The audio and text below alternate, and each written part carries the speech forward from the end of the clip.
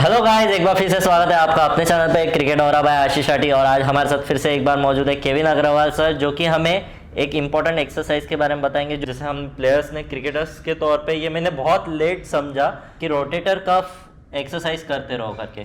तो rotator cuff क्या है, उसके क्या फायदे हैं, दूसरे वीडियोस बनाए उसमें छोटे वे में कवर किया है। पर आज मेन टॉपिक सर इसके बारे में हमें थोड़ा एजुकेट कीजिए कि रोटेटर कफ एक्चुअली वर्क कैसे करता है, इसके क्या फायदे हैं, क्या क्रिकेटर के तौर पे या स्पोर्ट पर्सन के तौर पे कैसे फायदा देता है। ओके, सो रोटेटर कफ बेसिकली एक 4 मसल का ग्रुप है। ओके, जो आपके स्कैपुला के तरफ से आता है और शोल्डर पे अटैच होता है, और ये आपके शोल्डर को स्टेबिलिटी देता है। ओके, तो जब आप थ्रो फेंक रहे हो, बॉलिंग कर रहे हो, शॉट लगा रहे हो, अंडर आर्म थ्रो फेंक रहे हो, तो आपका शोल्डर स्टेबल है, तब जाके बाकी के जो बड़े मसल्स हैं वो काम कर पा रहे हैं। ओके। तो रोटेटर कफ का मेन एक्शन ये है। सॉरी टू इंटरप्ट, एक प्लेयर था जिसका मैच के ड्यूरिंग में बॉलिंग करते करते शोल्डर डिसलोकेट हुआ था। हाँ, एंड उसके बाद में जब उसका रिहैब हुआ तो उसने ये बोला कि रोटेटर कफ वीक होने की वजह से वो डिसलोकेट इजीली हो गया, नहीं तो थोड़ा सा देर होल्ड करके रह सकता था। ये रियलिटी क्या हुआ होगा कि रोटेटर कफ वीक होगा तो शोल्डर में स्टेबिलिटी कम था।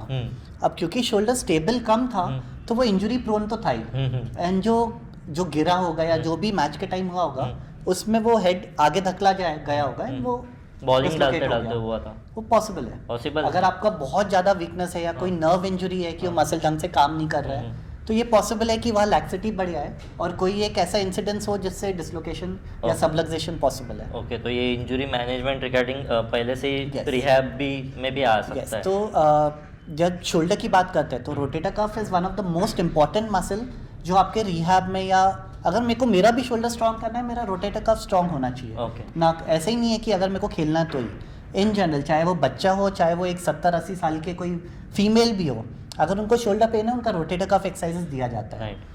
तो जैसे मेरी क्रिकेट एकेडमी है, तो मेरे क्रिकेट एकेडमी में भी लड़के जिम करते हैं, तो वो रोटेटर कफ रिगार्डिंग कुछ भी वर्क नहीं कर रहे, वो शोल्डर प्रेस करेंगे, तो ये फ्रंट रेस साइड रेस करेंगे, पर रोटेटर कफ रिगार्डिंग कुछ भी वर्क नहीं कर रहे। तो आज गलत है। हाँ, आपका ही क्रिकेट एकेडमी नहीं, बड़े बड़े क्रिकेट एकेडमीज में भी एंड डिफरेंट स्पोर्ट्स में भी मैंने भी यही देखा है कि बच्चे लोग है ना, क्या बोरिंग एक्सरसाइज है, तो उस चक्कर में वो लोग करते नहीं है। राइट। उन लोग को इसका इंपॉर्टेंस नहीं पता।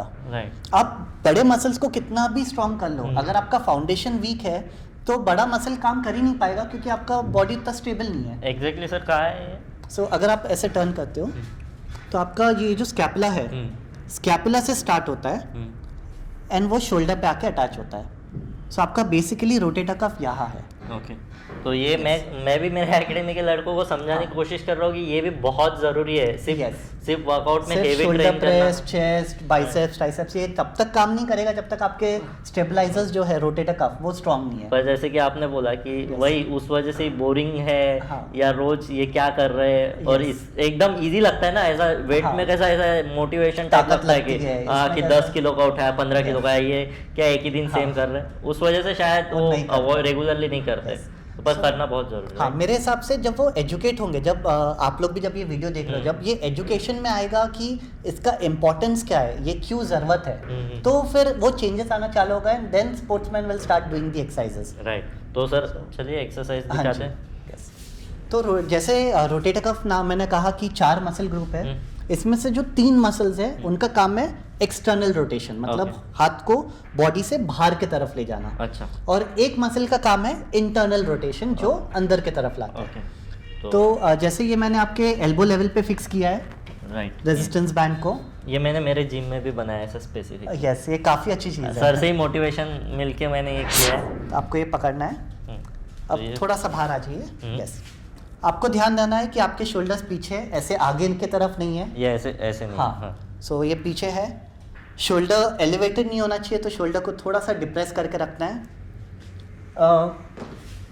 आप एक छोटा सा नॉवेल या बुक ले सकते हैं बॉडी और एल्बो के बीच में, ताकि आपका ये जो एंगल है वो फिक्स हो जाए।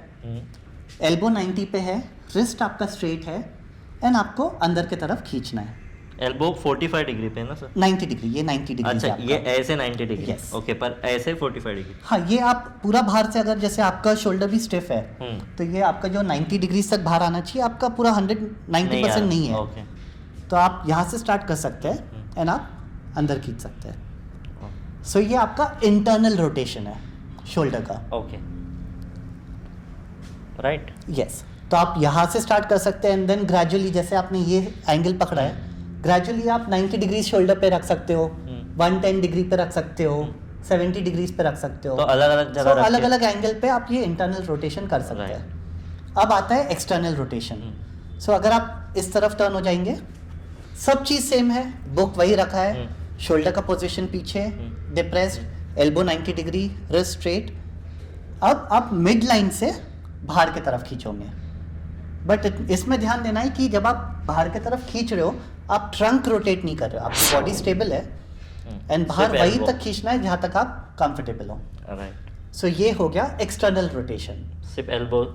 Yes. Right. So internal external rotation, जैसे मैंने कहा, ये आपके शोल्डर को स्टेबिलिटी देता है। तो जब आप हाथ उठा रहे हो, जब आप मूवमेंट कर रहे हो, तो ये आपके शोल्डर जॉइंट को स्टेबल रख रहा है। राइट, यस, ठीक है। सो ये एक हो गया। सेकंड, जैसे मैंने कहा कि आप 90 डिग्रीज पे कर सकते हो। अब ये रफली आपके शोल्डर लेवल पे है।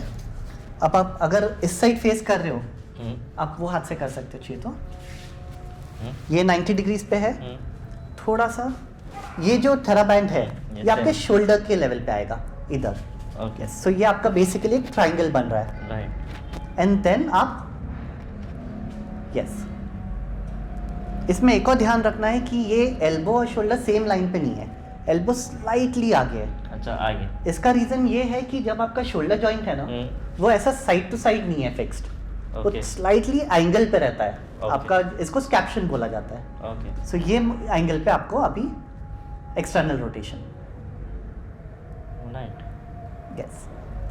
और वही अगर आप मेरे तरफ घूम जाएंगे तो आप इंटरनल रोटेशन कर सकते और ये धीरे धीरे करे तो ज़्यादा प्रेशर आता हैं। धीरे धीरे करना, यस। आप खींचो नॉर्मल, है। रिटर्न स्लो, ओके, तो यही मसल का इसेंट्रिक वर्जन भी काम करेगा। राइट।